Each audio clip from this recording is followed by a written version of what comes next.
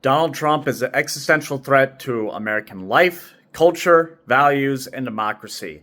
While I may be progressive, a very liberal one at that, and even still a Democrat, stopping Donald Trump absolutely needs to be one of the biggest goals.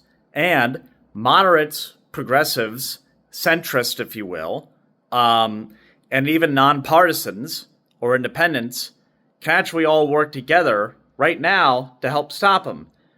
It's through a proportional representation memorandum of understanding. In other words, it's a it's a partnership.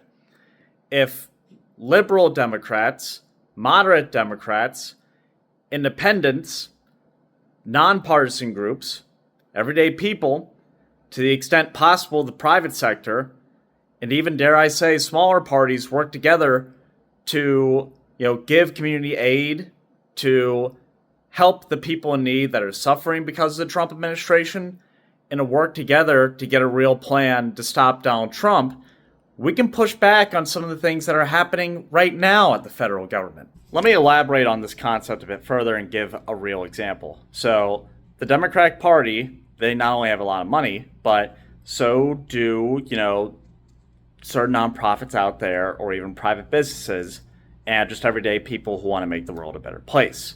So those entities, those groups could band together to actually do something like, could be as simple as a canned food drive.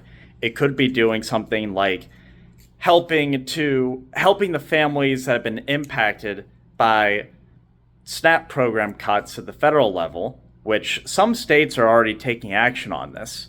We saw our neighbors in Virginia just today, I think, announce that they're going to have a new program for SNAP because of all the shutdown and the chaos at the federal level. So whether it's helping to feed people, whether it's helping to provide economic opportunities to people that have been shunned out by the Trump administration, namely at federal agencies and things like that, having responsible entities actually work together to make the community a better place and mobilize around that cause can actually allow us to make sure that we have some amount of insulation while the Trump administration sadly is just destroying a lot of things. I know that may not be the most comforting idea, but the point is to mitigate the damage.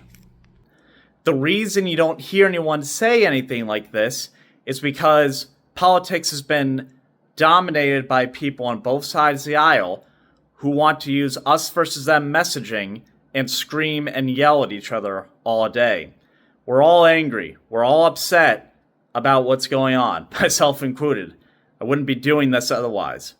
But we need to take a deep breath and start putting real actions together to form those relationships, partnerships, and the community aid strategies that can actually make this country a better place and can actually help find candidates and eventually beat Donald Trump.